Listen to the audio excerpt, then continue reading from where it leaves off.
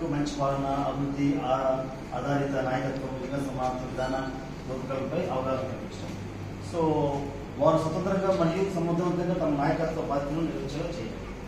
మూడో objective madam స్థానిక రాజకీయాల్లో మహిళా భాగస్వామ్యాన్ని పెంపొందించడం. అంటే ఒక గొప్ప సర్పంచుల్ని మాత్రం కాకుండా అక్కడ ఎస్హెచ్ గ్రూప్స్కి, తర్వాత ప్రజా సంఘాలు ఉన్న యువజన సంఘాలను కూడా బలోపేతం చేస్తూ వాళ్ళు కూడా రాబోయే భవిష్యత్ కాలంలో ఒక మంచి నాయకులుగా ఎదగాలని ఒక ఆలోచన.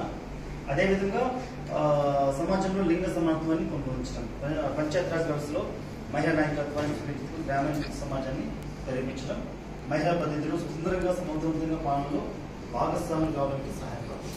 ఇది మా ఆబ్జెక్టివ్ మేడం. వీటిల్లో ఒకటి అవగాహన తీసుకొని వాళ్ళ ద్వారా వాళ్ళు ఒక సిఎస్ఓ 3 గ్రామ పంచాయతీ ఎన్నుకుంటారు. ఆ గ్రామ పంచాయతీలో సర్పంచ్, ఉప సర్పంచ్, తర్వాత వార్డ్ మెంబర్స్తో మాట్లాడుకొని వాళ్ళు కూడా ట్రైనింగ్ అనమాట.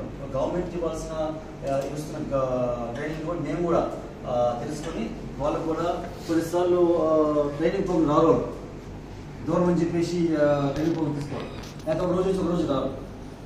అలాంటి ట్రైనింగ్ ప్రోగ్రామ్ని వాళ్ళ దగ్గరికి తీసుకెళ్ళి వాళ్ళని ట్రైన్ చేసి ఆ విధంగా వాళ్ళని ఒక బలోపేతం చేయడానికి ఒక ఆలోచన. అదొకటి. రెండవది వచ్చి అక్కడున్న ప్రజా సంఘాలతో కలిసి, అక్కడున్న యువజన సంఘాలతో కలిసి వాళ్ళు కూడా లింగ సమానత్వం తెలుసుకొని మహిళలు కూడా నిలబడితే మేము సహాయం చేయగలము అనే దృక్పథాన్ని తీసుకోవడానికి ఒక ఆలోచన.